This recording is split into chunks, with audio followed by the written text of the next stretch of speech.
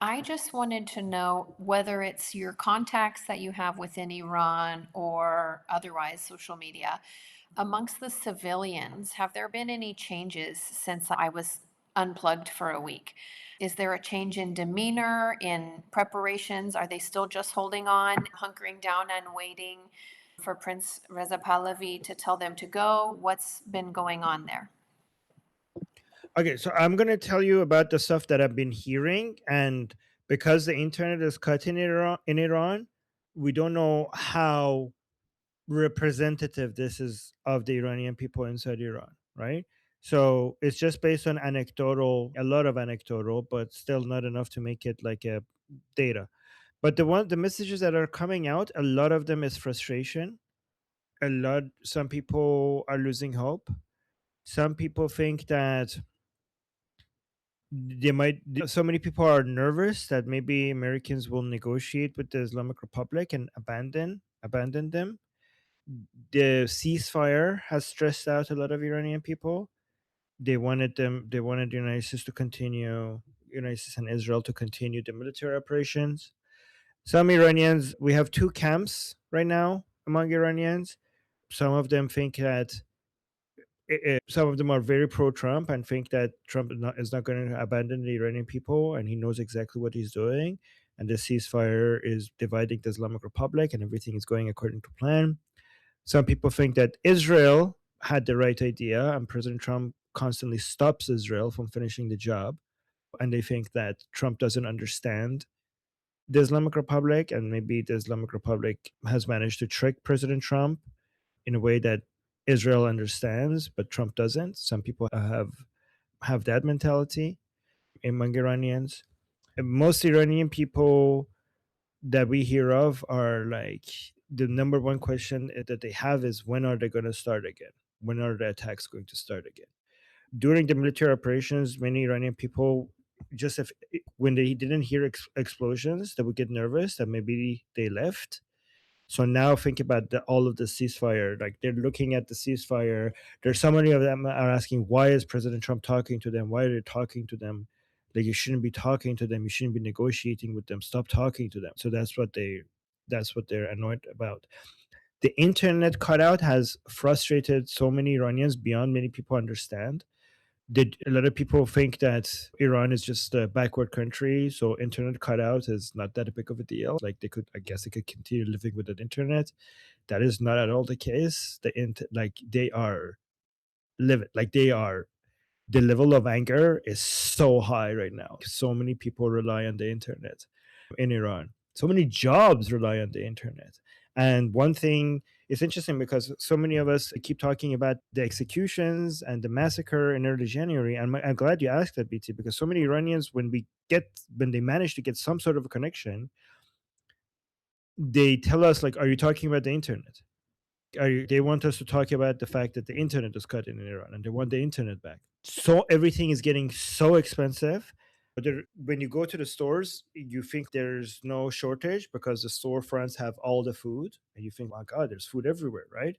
But the prices are so high that people can't like afford the same level as much as they used to, and so many people are losing their jobs. Like, it's crazy high numbers. Like, the regime itself is saying 2 million people lost their job, and so some people say it's higher, but 2 million out of 80 million Iranian just losing their job, like that is like already like crazy high. And so many people's jobs relied on the internet as well. So with that, so many people don't have jobs. So things are expensive. And again, like, many Iranians will accept this suffering through this if it means that there will be regime change. But right now, they don't know if there is regime change. And also, to be honest, many Iranians are thinking that, why is the regime not falling already? We killed Khamenei, we destroyed this, we destroyed that. So their understanding was like, by now the regime would have fallen. Like, they're saying, why are they so stubborn? Give up already, right?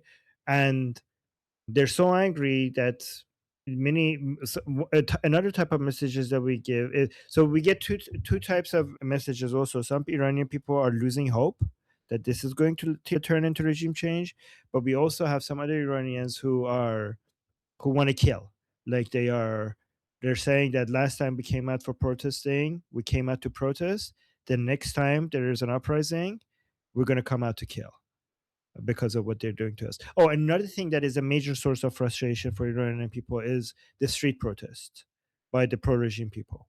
The fact that they have to go through this every night, seeing these people, seeing the people who were responsible for the massacre of early January, and these people are constantly acting like everything is hunky dory and the regime is strong and they support the regime. That is really, a lot of people don't understand how infuriating that is for Iranian people to witness that in the streets every day. And like what, like for example, in the live streams of Murad Vaisi, so many people are like, whenever they get the chance to ask a question, it was like, this is really bothering us. Like it's really bothering us to see these people every night out there. And some people are asking, like, why can't Israelis just bomb these people? Some people are asking, can you tell? We know Israel doesn't usually bomb civilians, but can they make an exception with these crowds? These are not civilians. So Israel is not going to do that, obviously. But some Iranians are asking Israel to make an exception with the crowds of regime supporters. It sounds like it's not to equate the two really, but it sounds not too unlike what a lot of people hear, how we're viewing it. Some days we know the IRGC is full of shit, but sometimes the messages still get to us. Sometimes the things that they say and how they twist. And I can't imagine being on the ground, but it's very like NEC PTSD situation where it's like you can handle an extreme amount of something for so long. And then when it turns into long term, there's this need to snap to make it stop. And that buildup is very intolerable. And I know the regime is going to fight how they're going to fight, but thinking of that snap that is inevitable, it can be very dangerous. And they're putting the Iranian people, they are just a pressure cooker right now. And there will be no judgment on my end when that lid busts. That's all I'm going to say about that. Let me check because I think I saw Ian. Go ahead. I think you're the first two that I saw on the side. I just wanted to ask, so to what extent is the blockade affecting the people more than the leadership? To the extent that the leadership is really wealthy and they can maybe on a personal level they can absorb the hardship in a way that the people can't. Yeah, so the way the blockade is supposed to hurt the leadership is not to reduce their lifestyle. You know what I mean? That like, yeah, they're not feeling that. If that's, and yeah, more average Iranian people would feel that in their purchasing power, and the regime leaders will not. Okay, but the damage to the regime that they're expecting is not that, like having one mansion instead of two mansions. That's not what they're going for.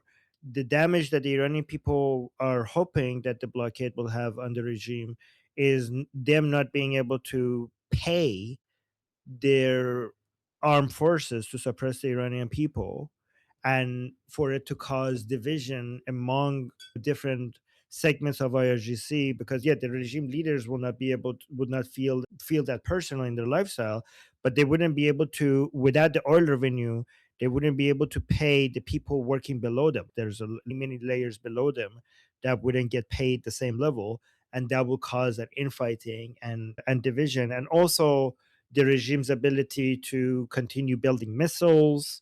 That is very important. If they don't have the oil revenue, that is going to, so there's like, the regime is like a machine, and so many people are loyal to it because they're getting paid, right?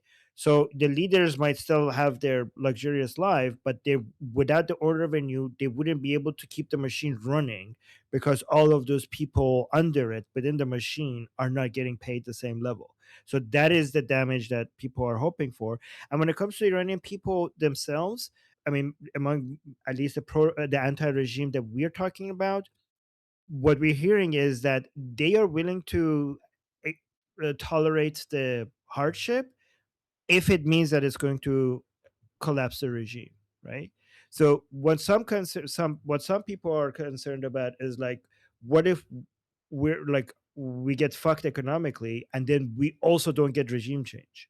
But if they do get regime change, they think it was worth going through this, because we have experienced so much more for so much longer because of the Islamic Republic.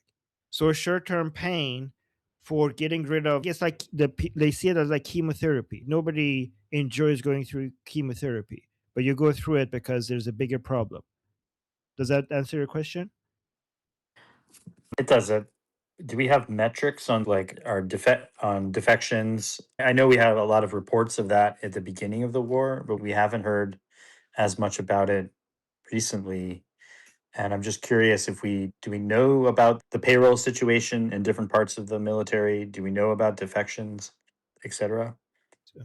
So we don't have measurable data. We have signs, as in we see people reporting complaints regarding not getting paid. We see anecdotal examples of defections, right? We see the Israelis, for example, suggesting that there are defections and complaints, but we don't have any measurable data. Is that what you're asking for? Because, and we have a lot of signs of internal division, but there's nothing that is measurable. Does that make Well, I sense? think, yeah, I think we're really just trying to measure the effectiveness of the blockade and and trying to put a timeline on it, keeping in mind that it's potentially having a really negative humanitarian effect on the people we're trying to protect. And so, really, it's just a question of how much information is out there and what can we say. That's all. So the information that we have that is measurable is that within that, this is what we see the analysts say. Okay, so I don't know if it's true or not, but within 12 to 22 days, they said 12 minimum, 22 maximum, their Islamic Republic is going to run out of storage spaces. And once that happens, if it tries to exhaust all other ways to sell its oil through other means rather than the maritime trade, the oil revenue of the Islamic Republic could go down to half of what it is right now. If even if it could, that is assuming that maximum ability to find other ways, like using, like for example, putting oil barrels on trains to send to China, which is, by the way, very expensive to do that, right? For many reasons, it's very expensive to do that. It's not at all ideal. But even in the best case scenario, if that happens, if the blockade continues, it's really difficult to see what the Islamic Republic is going to do. What, like, that is devastating for the Islamic Republic. That's the only thing we could measure, is how much time the Islamic Republic has to get to the point where there is no more storage space. Because with the blockade, there is nowhere to put the oil, and you cannot. And if you shut down the oil wells, it's going to really damage the oil wells. You cannot just turn it off. These are really old oil wells. So there are many analysts that are measuring the oil capacity that the Islamic Republic has both on land and in the tankers. And one thing else that is making this even more devastating is that there are a lot of empty tankers. So the Islamic Republic itself admitted that the bigger problem is not the full tankers that can't leave the Persian Gulf. Okay, that is a big problem. But it's also the empty tankers that can't make it in. That is a more immediate worry right now for the Islamic Republic, because more than selling the oil that they have, the more immediate problem that they're having is where to put the oil that they're extracting from the oil wells, and they need the tankers to come back so that they have a place to put it in, and the empty tankers cannot make it back. So that's an emergency situation problem for the regime. And President Trump just recently posted this on Truth Social, which again, you might not take it as like the type of data that you're asking for. But this is just a few hours ago. President Trump said Iran has just informed us that they are in a state of collapse. They want us to open the Hormuz Strait as soon as possible, as they try to figure out their leadership situation, which I believe they will be able to do. Thank you for your attention to this matter, President Donald J. Trump. So, again, this is obviously the data that you're looking for is not. I'm just saying that President Trump is also his message, if true, is reflecting that. But there are so many people who are really good at tracking the storage capacity of the Islamic Republic, and they also are confirming that things are really bad. But does that answer your question at all? Sorry, because the data that you're looking for might not even be available. It wasn't really my question, but I think that Trump is actually good data because Trump is getting intelligence briefings that we don't see. It'd be great if we heard more from the Israelis because they probably have the most information about this. But yeah, it's just I more put it as an open question. Are we monitoring all parts of this, particularly the effect on the people versus the Oh, your mic got this. You muted your mic again. yeah, I'm sorry. This app is Yeah. no, I won't use the app Yeah. again. But anyways, yeah. I think you've covered it pretty So, well. Thanks. yeah. So all I have is anecdotes, and the anecdotes suggest that the Iranian people are hurting, but they're willing to go through it if it means regime change, and also that we have defections, and the Israelis confirm that we have defections. Americans have confirmed that we have defections and complaints regarding getting delays and getting payments, but it can't be measured because we don't have access to the data that they do. So that's the summary. I think if you wanted to, like a good anecdote maybe for the Iranian people that are very frustrated is that remember, how did you go bankrupt? Very slowly and then very fast. Right. Then very slowly and then all at once. All of a So sudden, yes. yeah. Yeah. If the analysts are correct, things are going to get really bad soon. So we'll see if they're right about that or not. Okay, next to respond, we have Kat. Yes, I share the feelings about worrying for the safety of the Iranian people. I want to remind everyone, though, or Ian, that there are more involved here. Israel did not go to this war with the main priority of protecting the Iranian people. It's just not true. The main priority is to protect the Israeli people. And it's an existential threat. It's been that for years. And it is right now an existential threat for Israelis. It seems like you're looking for some certainty or and you won't find it in war. You won't. I think, and this goes back to what you said, BT. War is like that. You can go every day to sleep completely different, wake up completely different. The thing is to remember or to try to look more from far away, a month maybe, or even more. But it's a roller coaster. It's unbearable.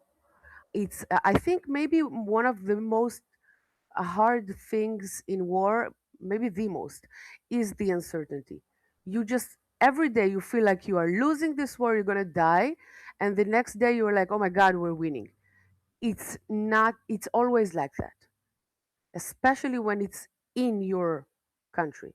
It's horrible. There's nothing to do about it. I think the only solution that people come up with is escapism. That's what you have. Yeah.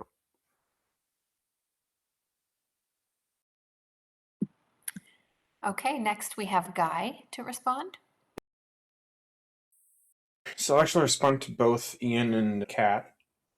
So for Ian, we have evidence from people like Batipto walking the streets and seeing the regime suppressing capability going downhill already before the blockade. Like, their morale is already really low, and not receiving paychecks is only going to make it worse. Now, I know all Iranians are suffering, but all Iranians have been suffering for a long time now.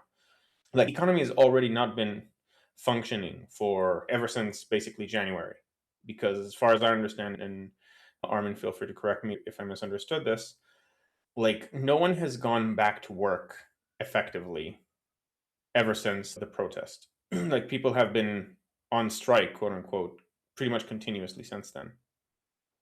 At least not the But majority. not really. People have gone back to work. Oh, okay. No, if an entire country wasn't working, like the whole country would have collapsed within 24 hours. Wouldn't be able to. Like that usually I that thought they doesn't. were hanging on by a thread through the minority of people who are supporters working, and the other people were like doing the No, minimum. like that wouldn't. No economy would be able to continue for 20. Like the whole. If that had happened, everything would have collapsed. Everything would have frozen. Oh no, yeah. People are forced to go back to work because they need to eat. And the other thing, we've already seen the signs of collapse. So I was wrong about that part. But the other thing is, we've already seen the signs of collapse, and like the prices have been very high for a while now.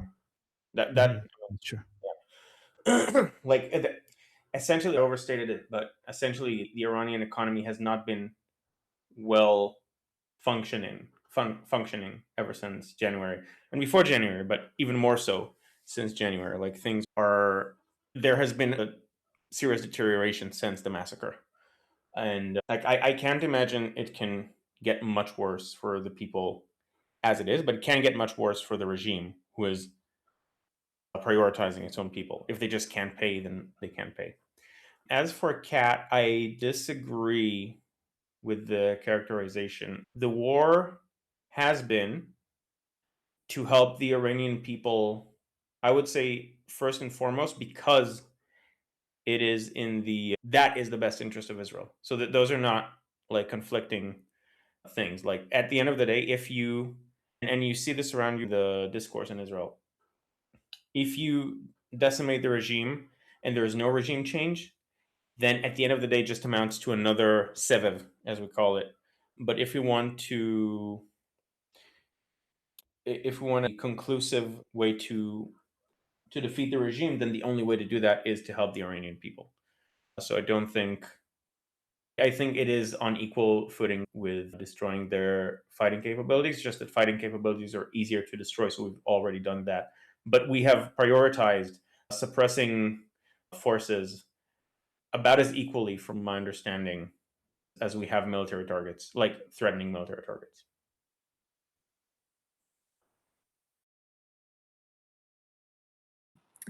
Okay, Ali? Yeah, real quick. Armin, your camera changed for some weird reason. Yeah, I know. Okay, I'll fix it. Also, look at this.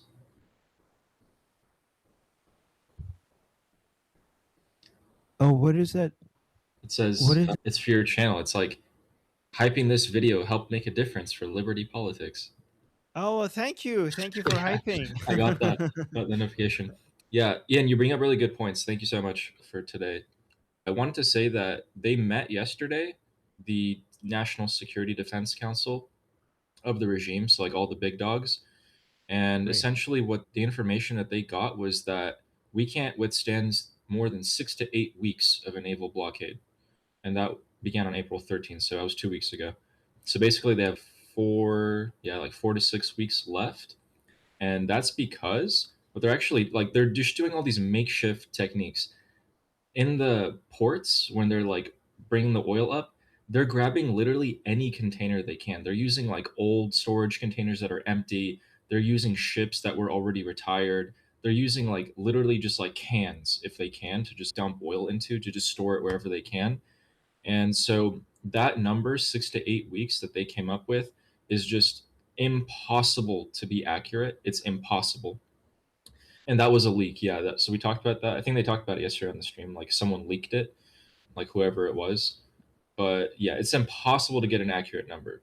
But that's what they came up with. So yeah. Man, if I was the Islamic Republic, I would have done a coup right now and get rid of all these pro-regime people and just basically beg President Trump to just remove the blockade. That's the only solution right now. Do a coup, say fuck the jihadi nonsense. We can't deal with this blockade.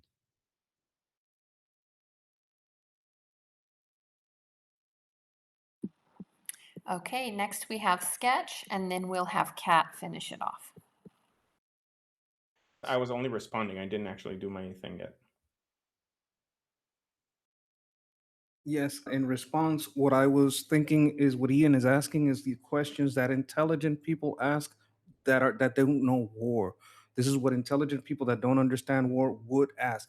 So it's good of us to answer these questions for all the intelligent people that this would be their question. How do we know how many people are defecting? The defectors wouldn't come out and say it. That's why they wear masks. We can't give an accurate list because if you give, oh, we have 50 defector generals or colonels, the IRGC would go out and find 50, right? So we can't give a number. That's intel you don't want out there, right? Because the fog of war covers everything.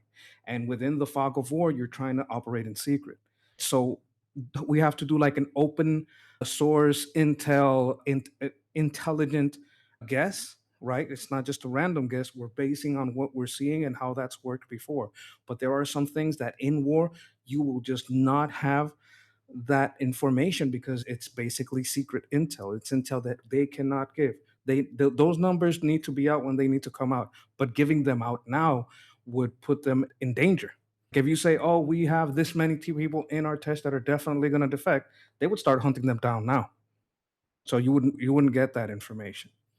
And that leak might have been an on purpose leak of their best guesstimate, just to not on purpose, but like their best guess onto how long they can take. It might be a lot less than that. But just I want to point out that Ian's questions are very intelligent questions that any intelligent person that doesn't understand war would ask, and I appreciate them. All right, Kat, finish us off for the responses, and then we move on to the main list, and Guy, you'll be up. Yeah, I agree with Sketch. Guy, I just important for me to explain because you misunderstood me, so maybe others here as well did. I'm not saying it's conflicting, and I'm not saying taking down the regime is not the goal. I'm saying protecting the people is not the first goal. It's secondary, it's aligned, it's fine, but it's not the first. That's what I said. Okay? So don't get me wrong. That's it. Bye. Thank you.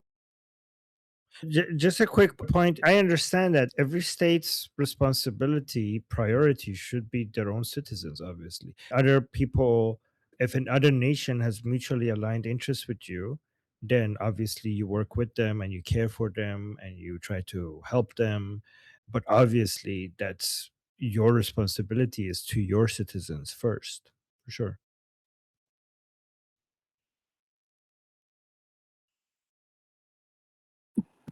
All right, Guy. Yeah. So first of all, to be clear, I understood what I was saying, that based on the way the targeting worked, which is the suppressing apparatus was targeted about equally with the fighting apparatus, and around the same time, that practically speaking, it doesn't look like that was the secondary goal, just in terms of how the military operated. What I was going to say is two things. The first is just a general statement, and I'd like to get your input, Armin, and anyone else who wants to respond. Over the last few days, I've been increasingly skeptical of where the Americans are based on certain leaks and things I've seen. And there's the usual leaks that I tend to ignore, but then there are other like sources that the information is coming from. It seems to me as though the Americans did offer a substantial unfreezing of frozen assets in exchange for everything. And to me, that if that is true, that points to a fundamental misunderstanding of the situation right now, because to me that is the worst thing you can do. You can make a lot of leeways, but giving up the money to me seems to be a Are you talking about the sanction removal of the oil that were in the tankers or something? Yeah. no. You know how they're asking for reparations. Oh, So well, so where are you getting the essentially, information that they were giving that they were agreeing to that? Because President Trump came when there was rumors that they were considering that, and then yeah. President Trump posted that no, So that is not happening at all. So what I saw is the leaks that was offered, and specifically the number 20 billion was thrown out. And then today I saw a reporting saying that in speaking with Gulf state sources, they said that they found out the Americans were offering that and then immediately called the Americans and said, "Oh, you can't do that." But who's And the that would, source? And can we trust the source? I don't know, but it was alarming enough to where, so it was a right wing commentator who said he spoke with the sources. So it's not someone who has, and someone who's generally pro Trump and pro Netanyahu. So it's not like I can't discount it for based on that kind of agenda. I wouldn't take it seriously because I'm hearing, like, I'm not saying it's not true, but we have seen so many claims being made about what the Americans are thinking, what the Israelis are thinking, what the Islamic Republic is thinking, and so many of them are contradictory. So unless we have a solid source or at least some evidence based on that, this is, I think we shouldn't take it seriously. Not that it's not, I'm not saying it hasn't happened, but again, we can treat it. So many people Right. have so many statements. So yeah. Yeah. So just more like for the record, I haven't lost my confidence, but it's more shaky than it was before that. The Yeah, other yeah. thing, That's just, many other people are thinking the same thing. Here's how other people are thinking that maybe they're not as confident. Okay, because United States is, at the end of the day, is not united in this, right? Like, most Americans are against this, and America is a democracy, right? So it's not like in Israel most people are for this war against the Islamic Republic, right? The United States it's not. In the United States, most Americans are against. Most Americans who care, most Americans, no, maybe some Americans maybe not following this, but most Americans who care are against this war. So that by itself is reason enough to be there is worried. I mean, the pressure midterms are being coming. applied on There is the. pressure. Yeah. Yeah. Yeah. Okay, so having said that, I'm going to say something that goes in the absolute opposite direction. I had an idea today, and I'd like to hear your thoughts about it. Why Trump is saying there's been regime change consistently. I think that the point potentially could be like a positive "the boy cried wolf" effect. Just, oh, we've changed our regime, we've changed it like 3 times already, and then when it's time for the actual real thing, okay, this group of people is still not agreeing with us, so we're going to change the regime one more time, and then actually have the uprising. Could be like people, like American people have been. That's what I'm looking for. Conditioned that, okay, fine, regime change. It's not a big deal when Trump says there's regime change in Iran. So it becomes this small thing that happens as part of the war. It's been one war and 3 regime changes. Okay, so we'll have a fourth one, just rhetorically. So that might be because that's one thing I haven't been able to Mm. square in my mind as to why he would do that before today.